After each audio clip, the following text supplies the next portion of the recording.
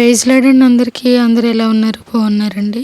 ఈరోజు మందిరానికి వెళ్ళే ముందు ఈ మాటలు ఒక్కసారి మీరందరూ కూడా విని వెళ్ళాలని నేను ఆశిస్తున్నానండి.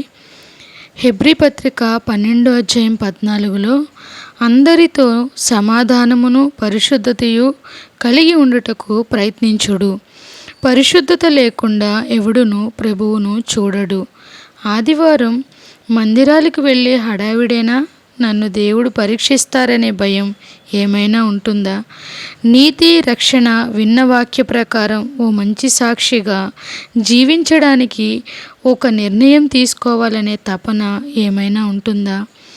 పరిశుద్ధత, అందరితో ఐక్యత, సమాధానం, వాక్యానికి విధేయత కలిగి దేవుడంటే భయభక్తులతో దేవుని సన్నిధికి వెళ్ళే యోగ్యత ఉందా లేదా అని పరీక్ష ఏమైనా ఉంటుందా? ఆదివారం చర్చికి వెళ్ళడం చాలామందికి అలవాటు. దేవుని భయం, విధేయత లాంటి విషయాలు ఏమీ తెలియదు. కొన్ని సంఘాలలో సేవకులు కూడా ఖండించి చెప్పరు.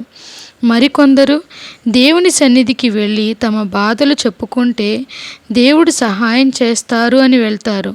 చాలా తక్కువ మంది క్రైస్తవులు విశ్వాసంతో దేవుడు తమకు ఇచ్చిన రక్షణ పాత్రను చేబుని ప్రేమ మరియు వినయ విధేయతలతో కృతజ్ఞతలు చెల్లిస్తూ దేవుని మందిరాలకు భయభక్తులతో వెళతారు. మనం ఏ రకపు మనసుతో చర్చికి వెళ్తున్నామో ఆలోచిద్దామా? దేవుడి పరిశుద్ధ మాటలు మన వినికిడిలో ఫలింపజేయునుగాక. ఆమెన్.